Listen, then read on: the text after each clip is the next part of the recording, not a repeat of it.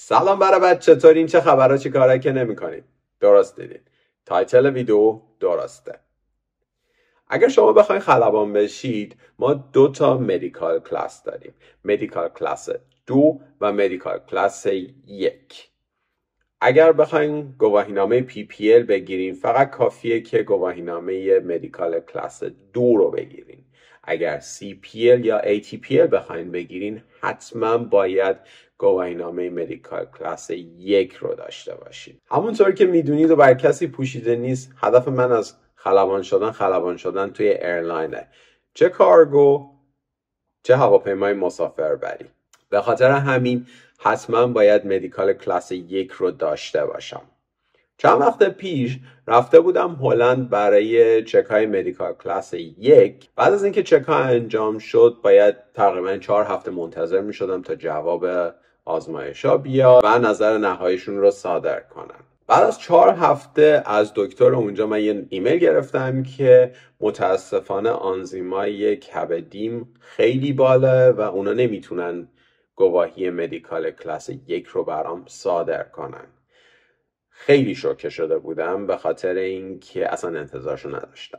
یه نکته رو بگم، هر سال باید گواهی مدیکالتون رو تمدید کنید و این چیزی نیست که بگید حالا یه بار میگیرمش تموم میشه. شما تا وقتی که بازنشسته میشین به عنوان خلبان، هر سال یا حتی 6 ماه یه بار باید چکای پزشکی رو انجام بدید. برگردیم سر داستان من متوجه شدم که من به صورت ژنتیکی کبدم چربه و همین باعث شد که آنزیمای کبدیم بالا باشه. با چند تا دکتر مشورت کردم، به هم گفتن که تنها راهی که میتونی این کار انجام بدی و آنزیمای کبدی تو بیاری پایین اینه که وزنتو کم کنی. و از اون تاریخ من تمام تلاشم دارم میکنم که وزنمو کم کنم. از ژانویه تا الان من تونستم تقریبا 5 کیلو وزنمو بیارم پایین. 2 ماه دیگه دوباره تلاش میکنم برای گرفتن گواهی مدیکال کلاس 1. تو این تایم سعی میکنم با ورزش و رژیم وزنمو بازم بیارم پایین تر و به بدنم بیشتر رسیدگی کنم. و یه پیشنهادی به شما دارم. همونطور که گفتم، اول هدفتون رو مشخص کنید که چه خلبانی میخواین بشین و بر اساس اون مدیکالش رو بگیرید. و اگر مشکلی باشه مشکل رو اول حل کنید.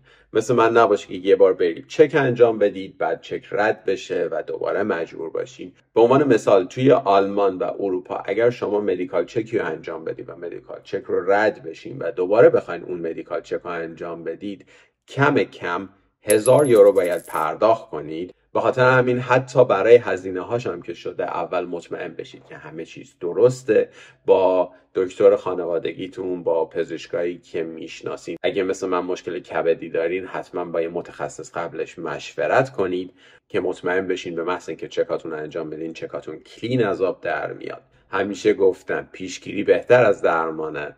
مراقب خودتون باشین. حالا سوال پیش میاد که برنامه من چی میشه؟ من 2 ماه دیگه وقت مدیکال چک دارم، اما 1 ماه قبلش میرم دکتر کبد و آخرین چکا رو انجام میدم که مطمئن باشم که از این نظر مشکلی نخواهد بود. اگه دوست دارین که راجع به خلبان شدن توی آلمان و اروپا بدونید و اگر دوست دارین که من رو توی این سفر پر فراز و نشیب همراهی کنید، حتما کانال اینستاگرامم Road to Sky P رو فالو کنید. اگه این ویدیو رو دوست داشتین لایکش کنید، کانالمو سابسکرایب کنید، زنگوله نوتیفیکیشن رو هم بزنید تا اول نفر خبردار بشید که ویدیوهای جدید دادم. این ویدیو رو هم با دوستاتون شیر کنید، شاید اطلاعاتش به درد اونا هم بخوره. مرسی. دوستتون دارم. به امید دیدار تو ویدیوهای دیگه. Adiós, mi amigas.